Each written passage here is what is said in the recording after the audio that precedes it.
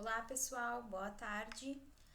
Essa vai ser a nossa aula desta semana, aula 11, do dia 4 de maio ao dia 8 de maio.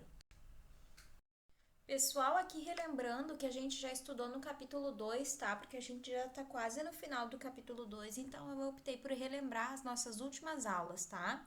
Na aula 5 a gente estudou a origem do universo, a origem da Terra, o Big Bang. Na aula 6 a gente estudou a teoria da biogênese e a teoria da abiogênese. Lembram da teoria da geração espontânea? Na aula 7 e 8, a gente estudou a origem dos primeiros seres vivos, a teoria de Oparin e Haldane, tá? A origem dos primeiros seres vivos através de evoluções químicas na Terra primitiva. Na aula 9 e 10, a gente estudou os coacervados, aquelas estruturas parecidas com células, mas que ainda não eram células. A gente estudou a hipótese do surgimento do metabolismo heterotrófico e heterotrófico, né? Das primeiras organizações celulares na Terra. E a aula 11, que é a aula de hoje, a gente vai estudar a teoria endossimbiótica de formação da célula eucariótica, tá? E a gente também vai estudar a origem da multicelularidade, como que surgiu esses organismos multicelulares, né, como nós, ou então como que surgiu as primeiras células eucarióticas, tá bem? Que é a teoria da endossimbiose. Pessoal, os organismos do domínio bactéria e do domínio arquea são os organismos mais simples, né? Eles são seres procarióticos, tá? Existe uma teoria de que os seres procarióticos se originaram antes por conta da simplicidade da sua célula, tá? Então, os indivíduos procariontes, como eu já falei, complementando aqui, se originaram antes dos organismos eucariotos por conta da simplicidade da célula. Reparem ali na célula que ela não possui núcleo, né? A célula procariótica não possui núcleo e o DNA fica disperso ali no citoplasma da célula, tá? Então, segundo a teoria endossimbiótica, pessoal, as células eucarióticas que possuem núcleo delimitado, né, que possuem carioteca, elas vieram depois das células procarióticas pela sua complexidade de membranas, de estruturas, de organelas celulares, tá bem? Segundo pesquisas, então, o registro das primeiras células eucarióticas, pessoal, data de 2,1 bilhão de anos, tá? Após o surgimento do oxigênio na atmosfera. Então, é muito tempo. Aqui em cima tem uma estrutura que é o cloroplasto e logo abaixo tem a outra estrutura que é uma mitocôndria. Ambos são organelas celulares, tá? Por que eu coloquei aqui essas duas imagens? Porque logo ali no texto acima fala sobre essas duas organelas celulares, fala das funções que elas aderem na célula, das funções que elas desempenham na célula, tá? E logo mais adiante, nos próximos slides, vocês vão entender a importância dessas duas organelas celulares para a evolução das células eucarióticas. A teoria endossimbiótica, pessoal, ela foi desenvolvida por uma bióloga norte-americana chamada de Lynn Margulis, tá? Então, a teoria de endossimbiose é o seguinte: existiam lá na Terra primitiva organismos protoeucariontes, e eles não eram nem procariontes ainda e nem eucariontes. Esses organismos se alimentavam de uma espécie de bactérias primitivas também, que não eram como as bactérias que a gente conhece atualmente. Lá no meio, onde essas células protoeucariontes viviam, pessoal,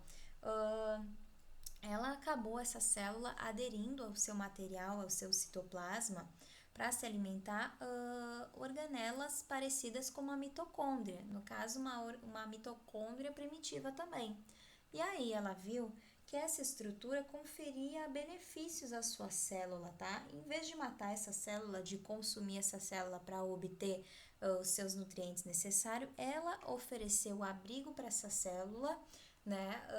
E ali surgiu uma relação de endossimbiose, onde a mitocôndria ficava abrigada ali no citoplasma dessa célula protoeucarionte, né?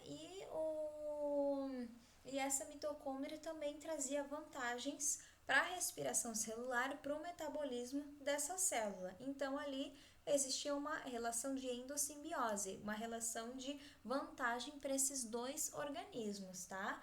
Logo mais tarde aconteceu a mesma coisa também com cloroplastos primitivos. Essa célula protoeucarionte, ela aderiu ao seu material uma estrutura parecida com cloroplastos e ali ficou essa estrutura. Após sucessivas gerações, pessoal, essa célula ela foi evoluindo, tá? De uma maneira que ela não conseguiria mais viver sem essas duas novas estruturas ao seu organismo, tá? De uma maneira que se essa célula não tivesse esses dois organismos, continuando a gravação que cortou, eu parei na parte que eu estava falando que essa célula protoeucariótica, né, primitiva, ela evoluiu de uma maneira que se ela não tivesse essas organelas que ela tinha aderido ao seu material genético, ali ao seu citoplasma, ela não conseguiria mais viver. Tanto a essas outras estruturas, a mitocôndria e os cloroplastos não conseguiriam viver fora da célula protoeucariótica, como a célula protoeucariótica não conseguia viver sem essas estruturas, sem essas membranas celulares primitivas. Aqui vocês conseguem ver o esqueminha simplificado, tá, pessoal? Da teoria endossimbiótica. Vocês conseguem ver lá abaixo um ancestral protoeucarionte, tá? Aí ele vai se desenvolvendo, vai aderindo a algumas organelas celulares primitivas que estavam ali no meio, né? A sua parede celular e vai se desenvolvendo, se tornando uma célula mais especializada, uma célula mais complexa e uma célula de tamanho maior. Pessoal, só para ressaltar aqui para vocês, eu estou falando muito que a célula protoeucariótica ela engloba, né, esses organismos aí que estão no meio, essas organelas celulares primitivas. Na verdade, ela se alimenta, tá? Ela estaria se alimentando, essa célula protoeucariótica, por fagocitose. O que é fagocitose? É mais ou menos tipo a alimentação de uma ameba. Ela engloba o seu material aquela substância ali, tá? Ressaltando aqui também que há fortes evidências de que essas organelas celulares, em dado momento da história, tá? Em dado momento da Terra primitiva, essas organelas já foram bactérias primitivas, tá?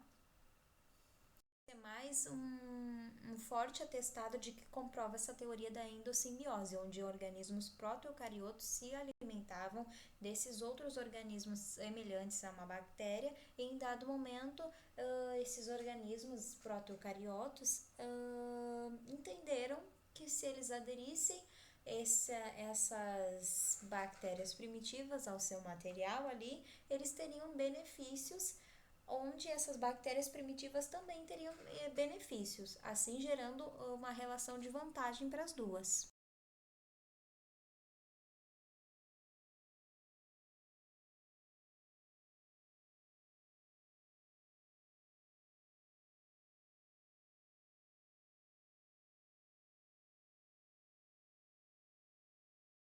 Então, para fechar aqui a teoria endossimbiótica, né, de origem de uma célula eucariótica, né, no caso a gente estava falando de organismos unicelulares, né, de apenas uma célula, como a teoria de como que a célula eucariótica teve origem, né? Agora a gente vai falar sobre a origem da multicelularidade, como que se formaram organismos multicelulares ou pluricelulares, né? Então, a origem da multicelularidade, tá, pessoal? A gente sabe que organismos multicelulares, tá, são caracterizados, pessoal, por várias células, né? E cada célula dessas com funções específicas, tá? Então, sobre a origem da multicelularidade, existem duas hipóteses. Uma hipótese diz que quando uma célula unicelular estava se reproduzindo, estava se separando lá, que a gente já tinha estudado por bipartição ou fisão binária, nessa repartição, nessa reprodução, houve uma falha dessas células, tá? Assim, elas não conseguiram se reproduzir e se formarem indivíduos independentes um dos outros, tá? A segunda hipótese é de que as células semelhantes, pessoal, foram se agregando, foram se juntando, criando assim uma colônia de células. Pessoal, logo abaixo eu deixei um exemplo de cianobactérias. Essas cianobactérias, vocês podem ver, aqui é um exemplo claro de colônia de células, tá? As cianobactérias, elas são organismos procariontes, só que vocês podem ver que ali existe um agregado de células. Então, ali existe uma colônia de células. No caso, a cianobactéria, ela é um dos únicos organismos, né, multicelulares que formam colônias de células sendo procariontes, porque organismos procariontes, eles é quase raro achar um organismo procarionte multicelular. Ó, observem a segunda hipótese, como a gente falou ali, tá? O agregado de células. Uma célula ou um organismo unicelular flagelado começa a se juntar, passam a formar colônias, tá? Vejam ali na 1 e na 2. Aí, logo na 3, pessoal, essa colônia começa a se tornar uma esfera, uma espécie de círculo oco, tá? Com uma solução de composição parecida com a que existia ali naquele meio que ela estava se desenvolvendo. No 4, pessoal, a gente já consegue perceber que essa célula ela começa a se reproduzir, tá? As células ali de uma ponta a outra elas já são diferentes, tá? E em 5, pessoal, a célula ela sofre a penetração daquelas outras estruturas ali da ponta totalmente, tá? Em 5 a gente já não pode dizer que essas células formam uma colônia de células, a gente já pode dizer que ali já existe um organismo multicelular em formação. Pessoal, para recapitular então a aula de hoje, tá? A teoria endossimbiótica, então, ela é vantajosa para ambos os lados. A teoria endossimbiótica é o seguinte: organismos protocariontes primitivos, né, consumiam essas eubactérias que eu já falei, essas bactérias primitivas, tá? Por via fagocitária, englobavam aquele indivíduo ali para o seu material, tá bem? E falando da origem da multicelularidade, né, nós temos as duas hipóteses. Uma hipótese da origem da celularidade é a falha na reprodução de organismos unicelulares. Eles não conseguiram se reproduzir corretamente ali, começaram a originar outras células, uma do lado das outras, uma colada às outras. E também existe a segunda hipótese, que é a formação de colônias, né? Um organismo unicelular flagelado, organismos unicelulares flagelados começam a se agregar uns aos outros, formando colônias. Esses organismos deveriam ser semelhantes uns aos outros, se agregando assim, se juntando e formando colônias.